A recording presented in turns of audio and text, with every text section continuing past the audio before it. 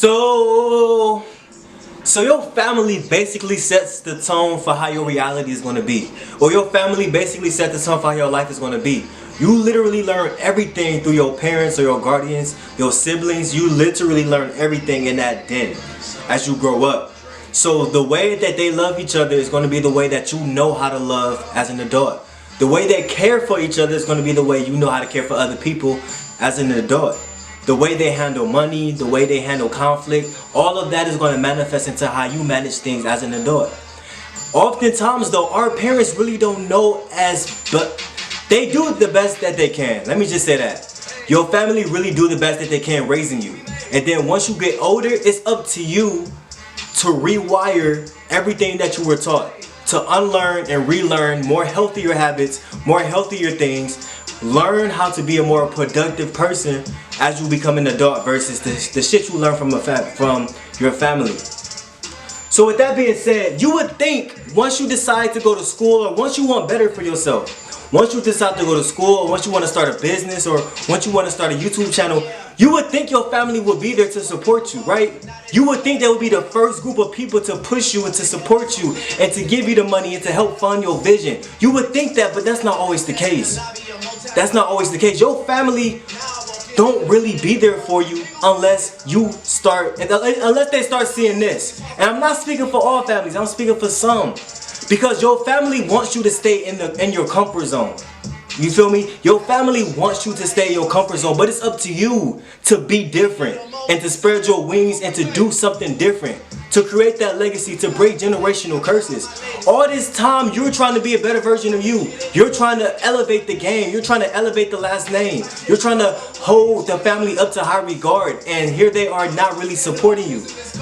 They so used and confined to their environment that when something new is presented to the table, when something new with a new idea or a new vision is presented to the table, they kind of look at it sideways.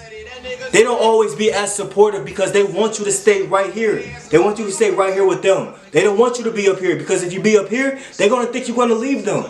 Not knowing that you're going to reach back and you're going to support and help them. Not all people, but for the most part, you know, if you have a commitment to your family, if you love your family, you're going to reach back and help them along the way. But pay attention in the process, because the process of being successful, of wealthy, breaking generational curses, that process is not always comforting. You feel me? It can be lonely sometimes. It can be times when you feel like giving up. But trust the process. Trust what's unraveling for you. Do not care the people who support you. Try not to pay much attention to if people are supporting you or not. Because once you make it, you know, once your status becomes legitimate, once your legacy begins to start, and once people start to actually see you out here doing what you was doing, and then they'll start to understand why you had to isolate yourself. They'll start to understand why you had to move to this new state to work on yourself. They'll start to understand that once you blow up. But by that time, it's going to be too motherfucking late. You feel me? It's going to be too late. It's going to be too late. So, at the end of the day, if you have a friend, if you have a brother, if you have a family member who's doing something for themselves, who want to become an entrepreneur, who's building their vision from the ground up, support them. Ask them what is the best way that they can support. If you don't know how you can support, ask them what is the best way I can support. Because it doesn't always have to include monetary things. It doesn't always have to include money. I can support by liking somebody's picture or sharing somebody's page. Or, you know, it's plenty of ways to support and be there for somebody who's breaking generational curses. And generational curses is basically like in the African American community. Most of us was really raised from nothing. We didn't really have a lot of income to work with. So that's the generational curse you're breaking. You're starting wealth. You're building wealth for yourself, and that's going to trickle down into your family. That's the definition of breaking a generational curse. Something that's been in the family for so long, and now it's up to you to break it. Personally, I'm the first one to go to college. I'm the first one to graduate from college in my family, and it feels good. It really do feels good to be that, you know, the ball out here versus in a group. But I have responsibility, you feel me, to continue to elevate myself, to continue to reach back and help my people. And respect the people that was there for you as you was coming up, who was supporting you. So pay attention.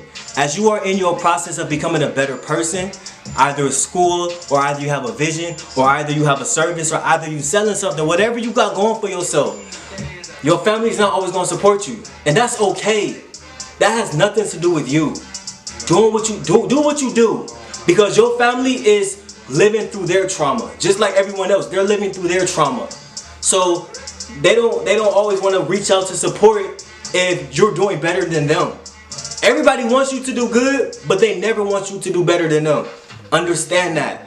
They never want you to do better than them, but they want you to do good. So that's why, you know, working a standard 9 to 5 is acceptable. That's acceptable to the next person. Working a standard job is acceptable because you're doing the exact same thing that they're doing. You're on the same playing field, so that's acceptable. But once you do something different, once you do something nobody have ever done before, or once you start working on your vision and your plan and your entrepreneurship ideas, that's when you'll start to notice contrast. That's when you'll start to notice, oh, he not really there for me like I thought he was. Oh, my mama not really there for me like I thought she was. And that's okay. Keep going. It's a part of the process. Trust it and don't ever, don't ever give up.